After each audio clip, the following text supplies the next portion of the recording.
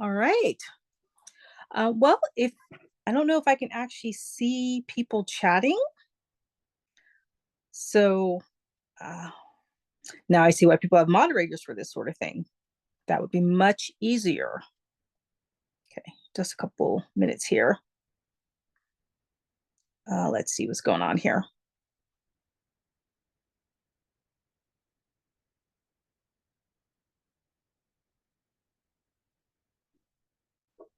All right, I'm just going to get into it.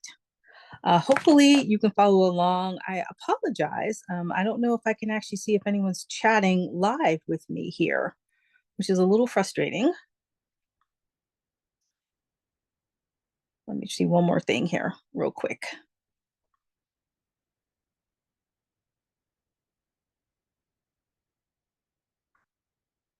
All right, I was just going to go with it. Ah, I guess I should expect this. We just came out of Mercury going direct, Mercury shadow period. Hope everyone is doing well. If you are able to join me and see, and maybe I will be able to see if people are commenting in the comments at this point. Maybe I'll be able to figure that out as we go along.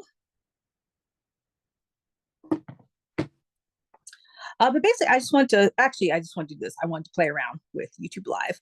A friend had suggested that I try going live and that if it goes well, if I get a response, to start doing it on a regular basis, or even if I don't get a response right away, to keep doing it on a regular basis.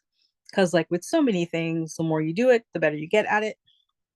And hopefully, eventually, I will be able to tell and see if I can see the comments. I'm trying to find another screen here where I would be able to see comments with people. Hopefully, I won't create an echo by looking at my stuff. All right, I'm just gonna have to go with this. I'm trying to make sure that I have it 100% correct, but this is my first time doing this. So of course it won't be correct 100%. And if you are able to be with me and if you are making comments in the chat, unfortunately, I have not set myself up where I can actually see the chats, which is really unfortunate. And I think next time, I don't know, I'll have to figure out the technicalities behind all this. But I guess this is kind of a summation of what the last few weeks have felt like for me. I don't know about anyone else if you've had a similar experience where you think you know what you're doing, you think you know how everything is going, and then all of a sudden it is not working out the way you thought it would. And I feel like that is the crux of this Mercury retrograde, Venus retrograde. Venus will be turning direct on the 12th, Saturday. And I just realized today that it's actually going to be happening around the same time as the Libra full moon. For me, sometimes full moons can feel kind of heavy, and this one in particular feels pretty heavy. And I guess I'll talk about that a little bit in a minute. But basically, just wanted to see how people were doing as we're finishing up eclipse season. It will officially end when Venus goes direct and when we have that Libra full moon. So most of March was eclipse season and Mercury retrograde and Venus retrograde. And it feels really weird. Sorry if I seem distracted. It feels weird for me to be doing a live and not being able to see if anyone is commenting in the chat, because that's kind of the whole point of doing a live, is so you can interact with people if they are making comments. And let me see, I'm going to try one more thing just in case, because maybe I can actually tell if people are commenting.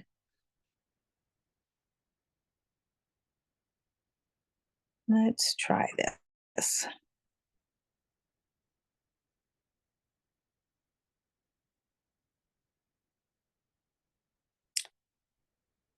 Because this feels really strange to not be able to see the comments. Because it looks like I do have at least one person participating. And so again, I do apologize if you are making comments.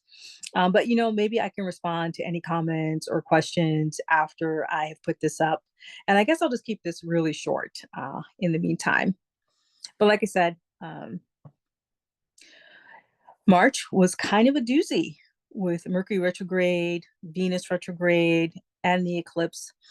That eclipse, that solar eclipse, wore me out. I was exhausted that weekend. I don't know if you were tired. I think a lot of it too is we've had a lot of Pisces energy in the air, which is intensifying everything that we're seeing. So if you're staying on top of the news and what's happening in the collective, if your nervous system is worn out, that is completely understandable. I highly recommend reducing your news consumption, especially for the next few weeks. The astrology for the rest of April, it's going to bring some intense aspects. It also brings some supportive stuff as well, which I'll get into more as we go through the astrology over the next couple of weeks. So look forward to those videos on Wednesday. But we are in Aries season, and I was listening to another astrologer talk earlier today who reminded me that Aries season in particular, it's important to be focused on yourself, the I, your needs. And with everything that's been happening, she was reminding folks to definitely do the self-care, the self-nurturing, like I also talk about on my channel. And it was nice to hear someone else remind people of that as well, especially as we move towards this full moon that's coming up. The last couple of days, and today in particular, has felt very heavy to me energetically. And I think that is partially because of the upcoming full moon, some of the tense aspects around that. This full moon will be squaring Mars. It has an opposition to Chiron, if I'm not mistaken. And so Chiron, the wounded healer, it could be kicking up some of our wounding around how we see ourselves, maybe as a solopreneur, and maybe bringing up some wounding around your sense of visibility, how you see yourself, how you want to be seen, how you want your business to be seen. So if any of those things are coming up for you, I ask you to be kind and gentle towards yourself. I think part of that's what's been making things feel so heavy for me as well. The last couple of days, I've been really reevaluating a lot of past relationships, and I think that's part of the Venus retrograde. I've been looking at things both personally and professionally, asking myself what I really want, what I really deserve, what I need.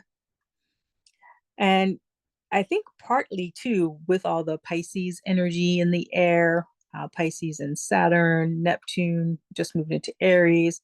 We have the North Node in Pisces.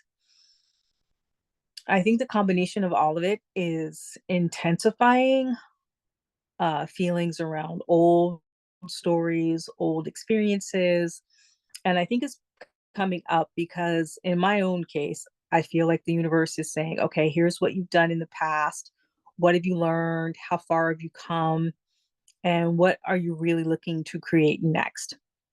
I feel like the current astrology that we have for this part of April and the last couple of weeks of April is all about saying to ourselves, what is our foundation? What do we want our foundation to look like? What do we want the foundation of our lives to look like?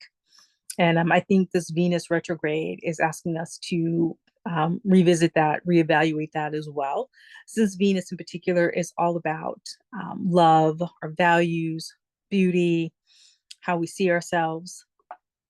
And for me, this Venus retrograde has really highlighted how I have devalued myself, both personally and professionally, and how I am committing to no longer doing that.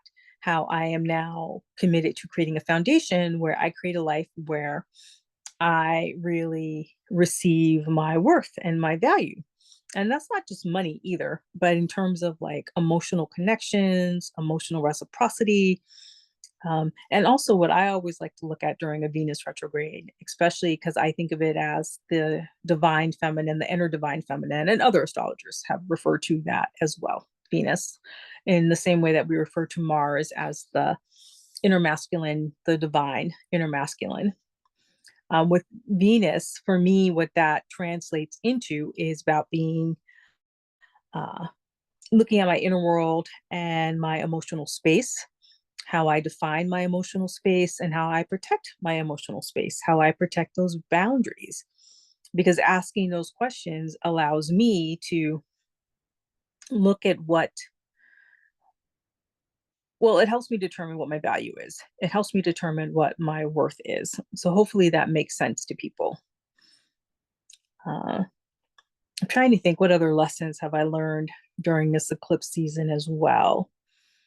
It is closing out the eclipse series, that Libra-Aries solar eclipse cycle for series that began in 2023. So we're at the end of a 2-year period. We're about to move into another 18-month to 2-year period with the Pisces Virgo period. I've definitely had a lot of incredible transformation, both personally and professionally, these last 2 years. I feel like I'm a very different person than I was in 2023, and I feel like I've improved in many ways. There's still a lot of things I want to continue to improve or add to myself and to my life, and I'm sure many of us are feeling that way. And I think this eclipse season has clarified that for me. Things that I'd like to really hone in on professionally. For example, this space, my YouTube channel, I'm definitely committed to growing this and experimenting more, like this live tonight, doing more things, playing around with some of the other things I've been learning about what I can do with my channel. So hopefully in the next few months, you will enjoy those changes and upgrades. And I would definitely love to get feedback from people about what they like, what's working, what's not working, because that will definitely help me to grow in this area as well. And doing this channel is also helping me grow as an astrologer. And I'm really enjoying that, really having a lot of fun with that. I love that I'm actually becoming friends with local astrologers as well in my own community, face to face. And that was a really big commitment too. That was a big intention that I had in 2023. And so now it's nice to see that that's coming to fruition for myself. So I'm curious what is coming to fruition for you as well. Maybe that's something you could look at. One of the things I also wanted to do for this upcoming Libra full moon, excuse me, apologize. I don't know if you could hear me burp there. I do apologize if you did hear that. And if you're listening to this on headphones, I definitely apologize. This full moon is going to be squaring Mars, which is in Cancer. And Mars is in its fall when it's in the sign of Cancer. It has a hard time being in all that water. It has a hard time feeling like it's like himself. And Mars in Cancer can also intensify our unmet needs.